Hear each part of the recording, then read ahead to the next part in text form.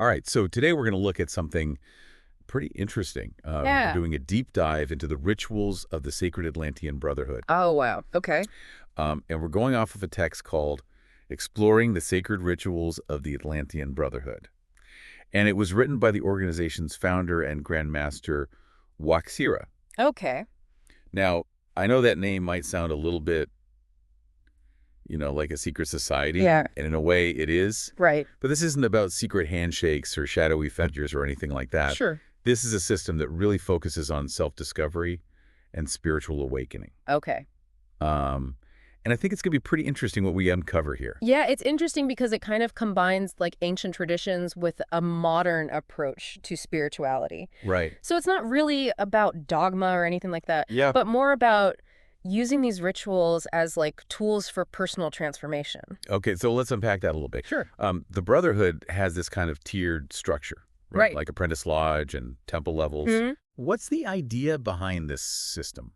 Well, you can kind of think of it as like a step-by-step journey. Okay. And each level offers progressively deeper insights and experiences as you go. Okay. Like at the apprentice level, for example. Yeah. That's where you'd focus on kind of understanding this concept of like duality and unity. Right.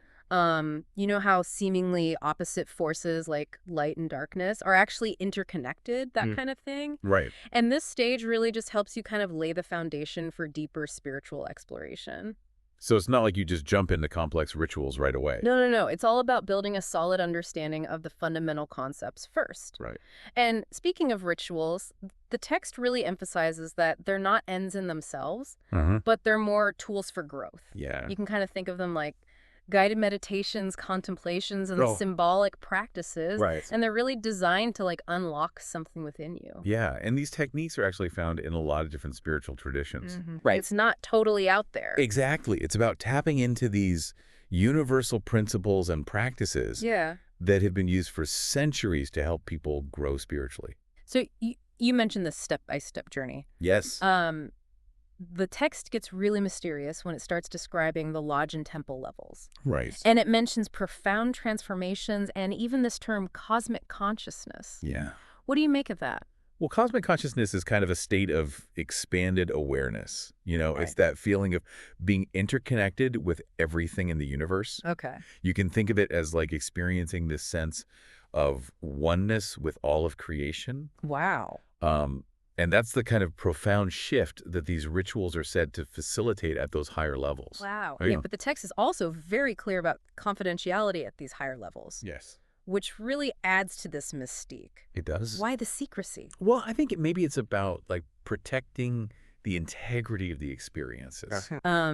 And ensuring that people are truly ready for the intensity of what's to come. It's like saying, we'll reveal more as you progress and demonstrate your commitment to the path. Right, and that makes sense. Yeah. You know what I'm curious about, though? What's that? The text specifically states that these rituals don't go against your own personal beliefs. Oh, yeah.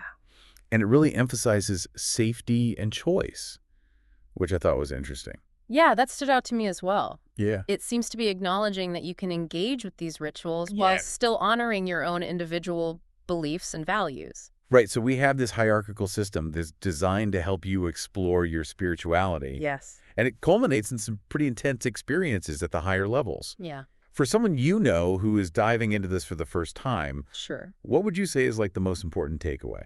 Well, I think the key takeaway is that these rituals are presented as tools for personal transformation, Okay. not rigid doctrines or anything like that.